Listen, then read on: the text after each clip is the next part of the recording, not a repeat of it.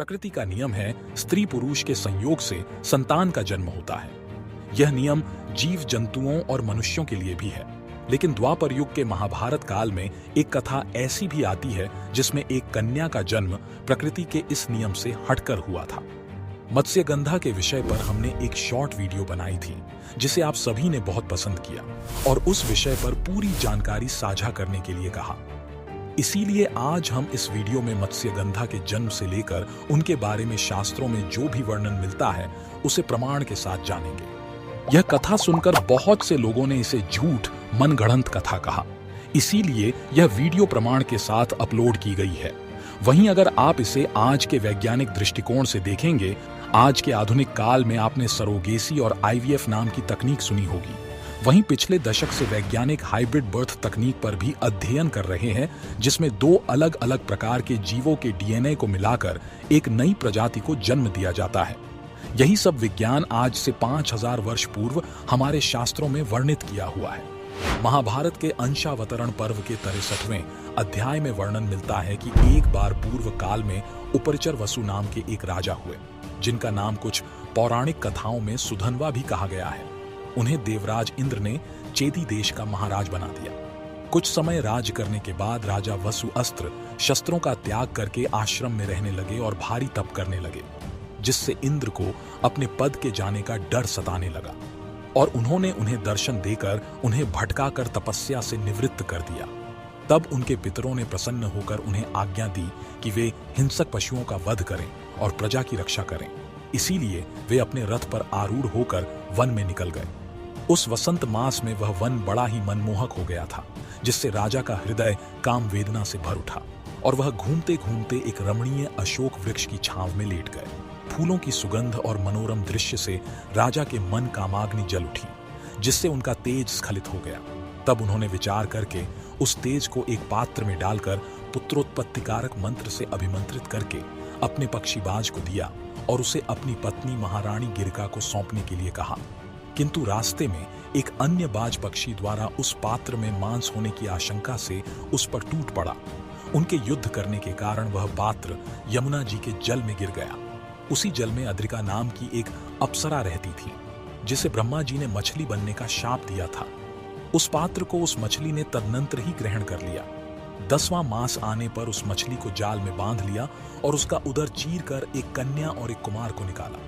यह आश्चर्यजनक घटना देखकर सभी मछुआरे राजा के पास गए और सारी बात बताई। तब राजा वसु अथवा सुधन्वा ने कुमार को ग्रहण कर लिया, जो आगे चलकर मत्स्य नामक धर्मात्मा और स्थित प्रज्ञ राजा हुए। वहीं अद्रिक अप्सरा उस शाप से मुक्त होकर अपने दिव्य रूप में वापस चली गई। वहीं जुड़वा संतानों में हुई कन्या को राजा ने उसी मछुआरे दाशराज को सौंप दिया। वह सत्व गुणों से संपन्न सत्यवती नाम से प्रसिद्ध हुई। मछली से उत्पन्न होने के कारण उसमें से गंध आती थी, जिसके कारण उसे मत्स्यगंधा भी कहा जाता था। वह कन्या अपने पिता की सेवा के लिए यमुना में नाव चलाया करती और एक दिन तीर्थ यात्रा पर जाते पराशर ऋषि ने उसे देखा और उसके सौंदर्य से अभिलाषित होकर उससे एक पुत्र प्राप्ति की इच्छा व्यक्त की और भविष्य में उस पुत्र के अति महत्वपूर्ण योगदान के बारे में बताया और बदले में कोई भी इच्छित वर मांगने को कहा। यह सुनकर सत्यवती ने उनसे अपना कौमार्य भंग न होने का तथा अपने शरीर से उत्तम सुगंध होने का वरदान मांगा और इस तरह उसके 2 नाम और विख्यात हुए। उसके शरीर से 1 योजन दूर तक उत्तम सुगंध आने के कारण उसका नाम गंधवती और योजनगंधा हो गया। इस प्रकार दोनों के संयोग से तत्काल यमुना के द्वीप पर एक पुत्र की प्राप्ति हुई। चूंकि वे जन्म लेते ही द्वीप पर तपस्या करने चले गए, इस कारण उनका नाम द्वैपायन पड़ा। जब मत्स्यगंधा अपने घर वापस आईं, तो उनके पिता दाशराज ने उनसे उस सुगंध का कारण पूछा। तब उन्होंने सारा किस्सा उन्हें बताया। वहीं आगे की कथा वेदव्यास रचित महाभारत के आदि पर्व के अंतर्गत संभाव पर्व में मिलती है। जब हस्तिनापुर के महाराज प्रतीप को संतान हुई तो उनका नाम शांतनु रखा गया, जिन्होंने अपनी पूर्व पत्नी देवी गंगा के चले जाने के बाद उन्हें अपने वंश को आगे बढ़ाने के लिए सत्यवती से अनुरक्ति हो गई। जब उन्होंने सत्यवती के पिता दाशराज से सत्यवती और उनके विवाह का प्रस्ताव रखा, तो दाशराज ने उनसे वचन मांगा कि जो भी सत्यवती की संतान होगी, महाराज के बाद उसे ही राज तिलक किया जाए। लेकिन यह सुनकर वह अपने राज्य हस्तिनापुर लौट आए और सत्यवती का मन ही मन चिंतन करने लगे। जब उनके पुत्र देवव्रत को इसका पता चला तो वे स्वयं दाशराज के पास गए और उनसे अपने पिता महाराज शणातनु और सत्यवती के विवाह का प्रस्ताव रखा। जब दाशराज ने अपनी वही शर्त रखी, तब देवव्रत ने अपने पिता के हित के बारे में सोचते हुए उन्हें ये वचन दिया कि उन्हीं की संतान राज सिंहासन पर विराजमान होगी और वे आजीवन विवाह न करके नैष्टिक ब्रह्मचर्य का पालन करेंगे। उनकी इस भीष्म प्रतिज्ञा के कारण ही उनका नाम देवव्रत से भीष्म पड़ा। जब वे सत्यवती को हस्तिनापुर ले आए और अपने पिता महाराज शांतनु को सौंप देते हैं और महाराज शांतनु को उनकी भीष्म प्रतिज्ञा के बारे में पता चलता है, तो वे उनके इस दुष्कर कर्म से संतुष्ट होकर भीष्म को स्वच्छंद मृत्यु का वरदान दे देते हैं।